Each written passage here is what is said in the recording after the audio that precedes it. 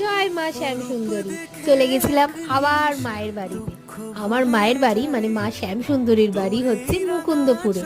আমি প্রায় প্রত্যেক শনিবারই ওনার কাছে যাই, বিশেষ করে সন্ধেবেলায় যাই, যেই সময় সন্ধে আরতি হয়। কথায় আছে যে 28টা শনিবার যদি এই মায়ের মন্দিরে যাওয়া যায়, তাহলে যদি কারোর গ্রহর দোষ থাকে সেই দোষ নাকি কেটে যায়। আমি কিন্তু সেই জন্য শুধু যাই না, আমার ওনার কাছে যেতে ভালো লাগে, ওনার কাছে নিজের মনের যা আশা আছে সেগুলি বলতে ভালো লাগে, আমি কিন্তু সেই জন্যে যাই। তাছাড়াও দেখো মাকে কি সুন্দর লাগছে, মনে হচ্ছে না একটা বাচ্চা ছোট্ট মেয়ে দাঁড়িয়ে আছে।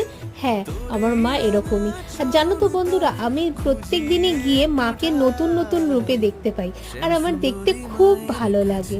তো সেই দিনকেও সন্ধে আরতি হচ্ছিল, আর সবার মুখে তো একটাই ডাক, জয় মা জয় মা। সে এক দেখার মতো দৃশ্য।